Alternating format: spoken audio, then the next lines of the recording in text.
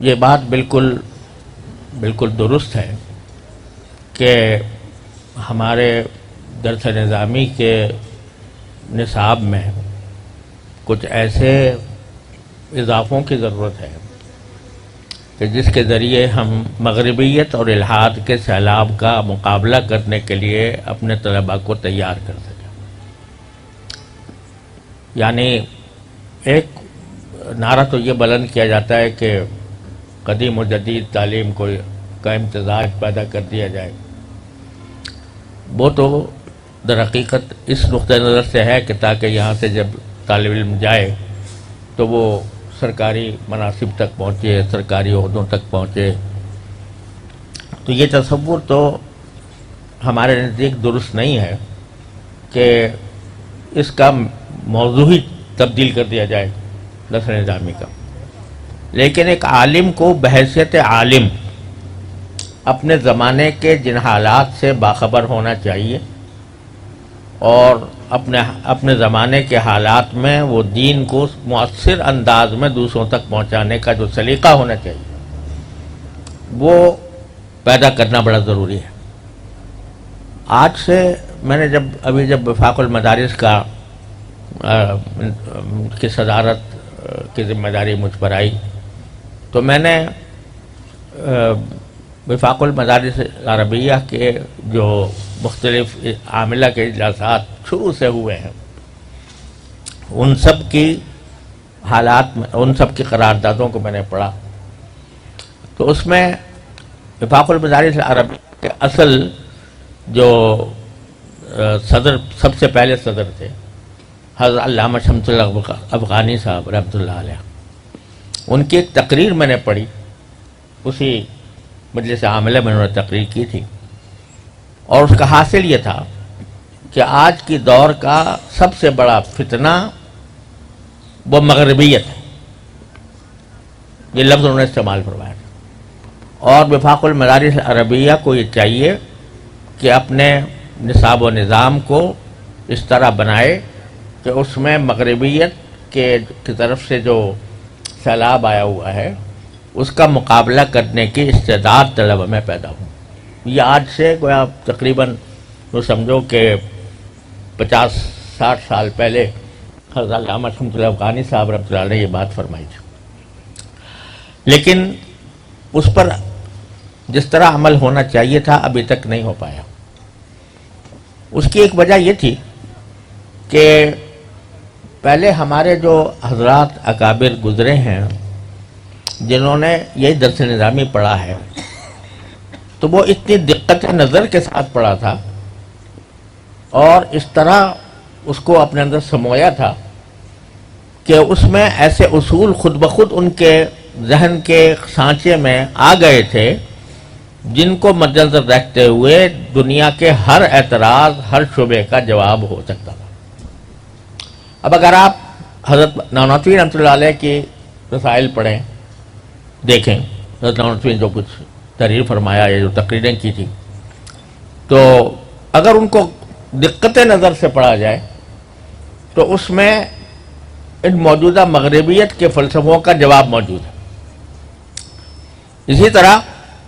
حضرت حکیم الامت مولانا شبری صاحب تھانوی رحمۃ اللہ علیہ کی جو رسالہ ہے الانتباہات المفیدہ، جو ہمارے ہاں داخل درس بھی ہے، اس کو اگر ٹھیک طرح سمجھ کر پڑھا جائے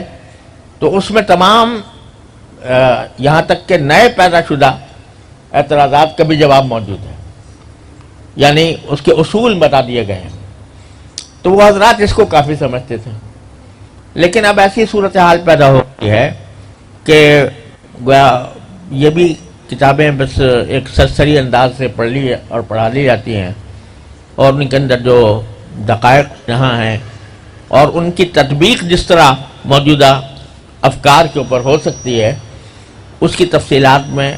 جانے کا یا تو استعداد نہیں ہے یا اس کی تعلیم و تربیت و صدرہ نہیں ہوتی۔ لہذا ضروری ہے کہ ہم اپنے نصاب کے اندر ایسی چیزیں شامل کریں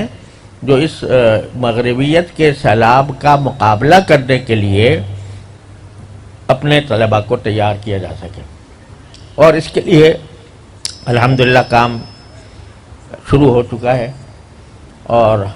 ہمارے وفاق کے تحت ایک نصاب کمیٹی ہے، تو اس میں یہ بات اس کو سپرد کی گئی ہے کہ وہ نصاب کا اس پہلو سے جائزہ لے کر، اور اس میں جہاں بعض چیزیں ایسی ہیں جو اب غیر ضروری ہو گئی ہیں، مثلا منطق جو ہے، جو پرانی پہلے کسی زمانے میں ہم نے تو ملا حسن بھی پڑھی تھی، اور ملا حسن کے بعد پھر آگے جا کر پتہ نہیں میر زاہد رسالہ خدا جانے کیا کچھ پڑھایا جاتا تھا، اس کے بعد پھر سلم تک نوبت آ گئی، پھر اب سلم بھی چلی گئی، بیچاری بال قطبی رہ گئی، تو وہ اس طرح تک بات پہنچی ہے۔ لیکن بہرحال ضرورت اس بات کی ہے کہ ان مضامین کو جو غیر ضروری ہیں ان کو مختصر کیا جائے، اور اس میں ایسے جدید مسائل کا اضافہ کیا جائے کہ جن کی موجودہ دور میں ضرورت ہے۔ آپ نے جو فرمایا کہ جب ہم کبھی اسکول کالج میں جاتے ہیں، وہاں پر پڑھانے کی نوبت آتی ہے، تو وہاں کے ماحول میں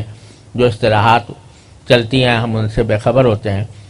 الا یہ کہ ہم خود اپنا مطالعہ کریں۔ تو یہ صرف اسکول کالجوں کی بات نہیں ہے، اگر ہم کبھی کسی جگہ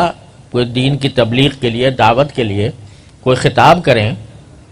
تو وہاں پر بھی ایسے ماڈرن افراد کا مجمع ہوتا ہے کہ جس میں اگر آپ اپنی اصطلاحات استعمال کریں گے تو ان کے سر سے گزر جائیں گی، آپ کو ان کی زبان میں، ان کی اسلوب میں بات پہنچانے کی ضرورت ہوگی۔ تو اس وجہ سے اس نقطۂ نظر سے الحمدللہ وفاق میں کام شروع ہوا ہے، لیکن اس میں ایک دشواری یہ ہے کہ آج ہم شہر میں بیٹھ کر ایک بات کر رہے ہیں، اور بہت سے مدارس ایسے ہیں جو بالکل دیہات میں واقع ہیں، اور وہ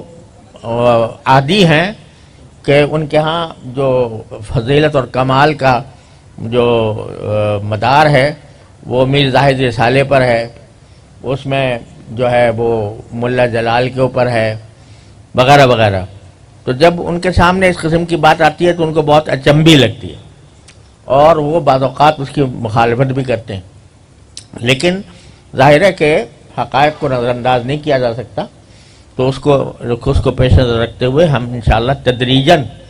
یہ کام کرنا ہمارے پیش نظر ہے وفاق کے ذریعے، اور انشاءاللہ یہ کام رفتہ رفتہ ہوگا۔ لیکن اس دوران جو آپ نے تجویز پیش کیا ہے وہ بہت بہترین ہے کہ ہم مختلف چھٹیوں میں مختلف قسم کے کورسز کرائیں، اور اس میں اپنے طلباء، اپنے فضلاء جو ہمارے باہر ہیں تو ان کو دعوت دیں کہ اس میں وہ شریک ہوں۔ جیسے کہ 3 کورسوں کا آپ نے حوالہ دیا، وہ اسی نقطۂ نظر سے کیے گئے تھے کہ تاکہ ہم جو باہر حضرات ہیں ان کو مختلف موضوعات پر تیار کیا جائے۔ تو انشاءاللہ ہم